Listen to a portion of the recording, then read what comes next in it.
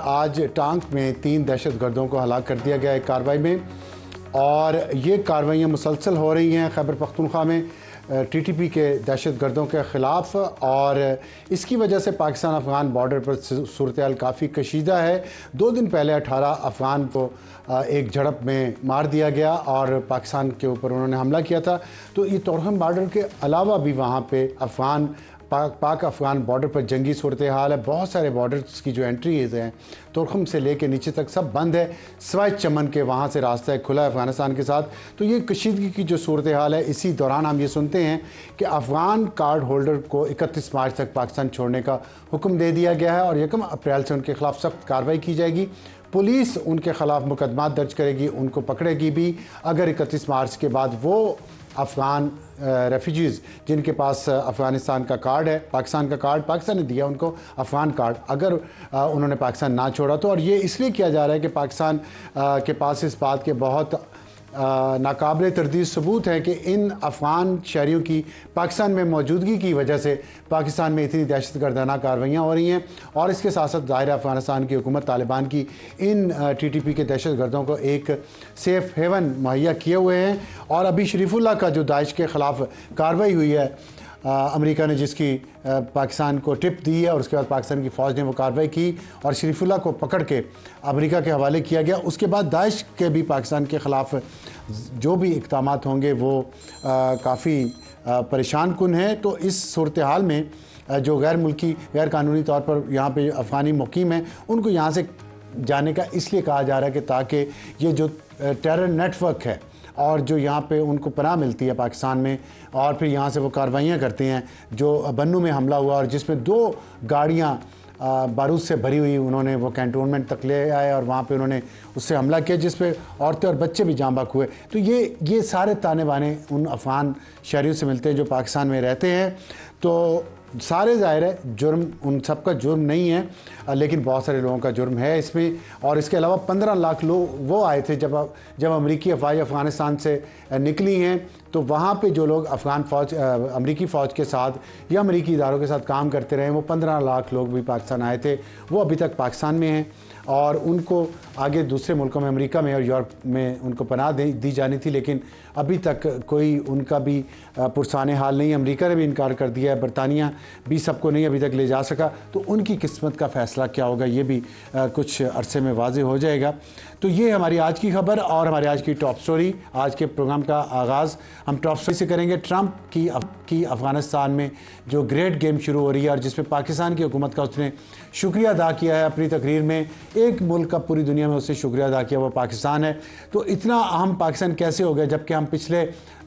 साल एक से ये सुन रहे हैं कि ट्रंप आएगा तो खान को छुड़ाएगा, लेकिन यहाँ तो लगता है कि पाकिस्तान की हुकूमत ने गेम उल्टी कर दी। इस पर हमें ज्वाइन करेंगे वलीद इकबाल साहब जो पाकिस्तान तहरीक इंसाफ के रहनुमा हैं, साबिक सेनेटर भी हैं, और उनसे ये भी पूछेंगे कि तहरीक इंसाफ के अंदर जो इख्तलाफात जारी हैं और इल्ज़ामात लगाए जा रहे हैं एक दूसरे पर करप्शन के, और जो सोशल मीडिया जो कुछ कर रहा है पाकिस्तान के साथ, पाकिस्तान की फ़ौज के साथ, पाकिस्तान के आर्मी चीफ के साथ, वो कौन करवा रहा है। और आज JIT ने जो बुला के वहाँ की लीडरशिप को जो पूछा है, इस पे हम बात करेंगे उनसे। और रेवेन्यू एक बहुत बड़ा इशू है इसमें, जो सोशल मीडिया से रेवेन्यू कमाया जा रहा है और वो किन लोगों के पास वो पैसा सारा जा रहा है, लाखों डॉलर, और उस पर भी JIT में बात हुई है। और हॉट इशू हमारा होगा पाक अफ़गान जंग, जो मैंने बताया कि कशीदगी की सूरत हाल है वहाँ पे, उसमें मौलाना फजलुर रहमान बहुत अहम हो गए हैं और उनका क्या किरदार हो सकता है, उस पर हुकूमत पाकिस्तान उनसे क्या चाहती है। PTI उनको अपने इत्तेहाद में लाना चाहती है। सेनेटर कामरान मुर्तज़ा साहब से बात करेंगे, JUI से आपका ताल्लुक है। और हमारा आज का एडिटोरियल होगा PTI के प्रोपेगेंडा पे कि ये पैसे का खेल है। और JIT में आज कल जो कुछ हुआ, बैरिस्टर गौहर से क्या क्या सवालात हुए और उन्होंने क्या क्या जवाब दिए, उन्हें क्या क्या दिखाया गया, इस पर हम अपने आज के एडिटोरियल में बात करेंगे। शुरू करते हैं। डॉक्टर इकबाल साहब, अस्सलाम वालेकुम। वालेकुम अस्सलाम जी। हम डोनाल्ड ट्रंप से शुरू कर लेते हैं कि PTI पिछले 1 साल से ये बता रही थी लॉबिंग की गई अमेरिका में बहुत ज़्यादा, और डिजिटल मीडिया के ज़रिए कैंपेन भी चलाई गई पाकिस्तान के ख़िलाफ़, फ़ौज के ख़िलाफ़, आर्मी चीफ़ के ख़िलाफ़, DGISI के ख़िलाफ़, और फिर नाम लेके, और फिर उसके बाद वहाँ के कुछ सेनेटर्स हैं, रिचर्ड ग्रैनियल है, फिर जो विल्सन, मेरा ख्याल अगर मैं नाम गलत नहीं ले रहा, वो थे, और ये सब इन सब ने इमरान खान की रिहाई के लिए ज़ोर दिया। और ये एक तासुर पुख्ता हो गया। पाकिस्तान के कुछ दानिश्वर भी हैं जो ये कहते रहे, एनालिस्ट, के जी ट्रंप सिर्फ खान को जानता है पाकिस्तान में, वो आएगा तो खान की रिहाई के लिए बात करेगा, कॉल करेगा। लेकिन हम देखते हैं कि पाकिस्तान की हुकूमत ने गेम पलटा दी और बजाय इसके कि वो खान को रिहाई की बात करता, ट्रंप और ट्रंप की हुकूमत बार बार पाकिस्तान की हुकूमत का शुक्रिया अदा कर रहे हैं। कल स्टेट ऑफिस ने दोबारा एक ट्वीट किया है, बयान दिया है, जिसमें कहा कि हम पाकिस्तान की हुकूमत के बहुत शुक्रगुजार हैं और मुस्तकबिल में भी ऐसी उम्मीद करते हैं। तो क्या देख रहे हैं आप मुस्तकबिल? खान का काम, अब खान साहब आउट हो गए। देखें जी, सबसे पहली बात तो मैं ये आपको अर्ज़ करना चाहता हूँ कि पीटीआई ने कभी भी, किसी की इनफरादी राय कोई हो तो हो, पीटीआई ने कभी भी इस तरह का ना कोई दावा किया है, ना कोई ऐलान किया है, ना कभी कोई ऐसी रिलीज़ या कोई पोजीशन पार्टी के तौर पे की है कि जी किसी भी गैर मुल्की हुकूमत या कोई गैर मुल्की सदर, वो नए हो या पुराने हो, उनके ऊपर हम किसी किस्म का कोई इन्हिसार कर रहे हैं कि पाकिस्तान के अंदर जो मुश्किलात का सामना है पीटीआई को, पाकिस्तान के अवाम को और पाकिस्तान की अवाम की बहुत बड़ी अक्सरियत को, अभी खान साहब ने जो टाइम के लिए आर्टिकल लिखा है उसमें तो उन्होंने वाज़ेह तौर पे कहा है, नहीं उन्होंने, नहीं,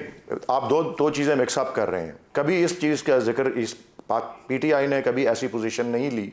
कि किसी फॉरेन गवर्नमेंट या फॉरेन लीडर या फॉरेन प्रेसिडेंट जो है उसके कहने या ना कहने या उसके किसी किस्म की मुदाखलत से जो है कोई पाकिस्तान का अंदरूनी फ़ैसला हो। अलबत्ता ये ज़रूर है, जिन लोगों को आप कह रहे हैं कि जी पाकिस्तान से बाहर हैं, पाकिस्तान से बाहर हो या पाकिस्तान के अंदर हो, ये हमारा फ़र्ज़ बनता है बतौर पाकिस्तानी शहरियों के कि दुनिया को इस बात से को, खैर दुनिया को आगाह क्या करना है, इसके चर्चे तो वैसे ही दुनिया में हुए हैं कि पाकिस्तान की कारकर्दगी क्या है जमहूरियत और इंसानी हकूक़ के जो है जो तायीद वगैरह से जो है, या उसके साथ उसकी जो इजहार यकजहती है पाकिस्तान का क्या रिकॉर्ड है, वो दुनिया में उसके चर्चे वैसे ही हैं। लेकिन हमारा फ़र्ज़ ये ज़रूर बनता है कि दुनिया में हर तरफ इस बात को जो है डिसेमिनेट किया जाए और हर मुल्क में और हर लीडर तो ये बात पहुंचाई जाए,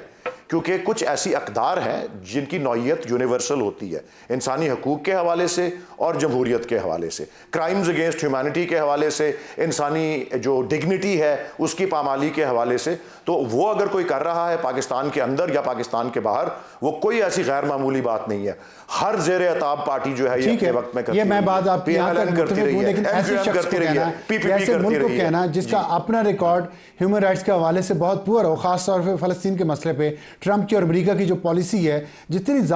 जालिमाना वो स्टेटमेंट देता है, जितनी वो जालिम इक़दाम करना चाह रहा है ट्रंप, ऐसे शख्स को उसकी तवज्जो पाकिस्तान में ह्यूमन राइट्स पर डलवाना, आप समझते हैं ये फेयर गेम है? ऐसे शख्स से आप उम्मीद करते हैं जो फ़लस्तीनियों के साथ नहीं दे रहा, वो पाकिस्तानियों के साथ देगा इस तरह के इशू पे? और उसे कहना जायज़ है? किसी एक मखसूस शख्स के, मेरे ख्याल में इसमें किसी एक शख्स को या किसी एक मुल्क को आप सिंगल आउट नहीं कर सकते, ये सारे मुल्कों को। और बाय द वे अमेरिका तो अपने आप को leader of the free world कहते हैं, अपने आप को leader of the free world कहते हैं वो ना, यूनाइटेड स्टेट्स ऑफ अमेरिका जो है, उसमें यूरोपियन यूनियन है, उसमें इंग्लिस्तान है, उसमें गल्फ कंट्रीज है, उसमें दुनिया भर के मुल्क हैं, हर एक का अपना अपना जो है तरीका है देखने का। लेकिन हमारा फर्ज सिर्फ ये है, लेकिन फलस्तीन पे तो नहीं वो कुछ कहता, फलस्तीन को सपोर्ट नहीं कर रहा अमेरिका, एमक्यूएम हर चीज जी, अपनी वो कश्मीर पे भी रिस्पॉन्ड नहीं कर रहा, वो बहुत से मुल्क नहीं कर रहे ऐसी चीजें। लेकिन क्या इसका ये मतलब है कि हम अपनी जो फर्ज है उससे दस्तबरदार हो जाए, हम किसी तक ये बात ना पहुंचा सकें? बिल्कुल ऐसे शख्स के पास जाना, ऐसे शख्स को कहना,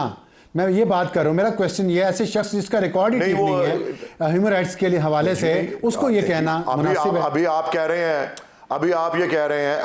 कह रहे हैं कि जी वो तो उसने तो सारा पाकिस्तान की इतनी तारीफ की, पाकिस्तान को आप फैसला कर लें कि वो शख्स जो है वो पाकिस्तान के साथ है या पाकिस्तान के साथ नहीं है, पहले आप फैसला कर लेना। और उसकी चले, मेरे ख्याल उस टॉपिक पे जाते हैं। और उस पर भी मैंने तो जिस दिन ये तकरीर हुई और जिस दिन ये बात, मैं उस दिन ARY पे था, मैंने कहा कि जी ये जो गवर्नमेंट जश्न मना रही है ये शायद उसी तरह ना निकल आए कहीं कि जिस तरह पैनामा केस का जब पहला फैसला आया था तो मिठाइयां बांटनी शुरू कर दी थी। अब देखें अगले दिन क्या आता है, अगले दिन रॉयटर्स की खबर ये आती है कि 3 सोर्सेज ये कह रहे हैं कि पाकिस्तान के ऊपर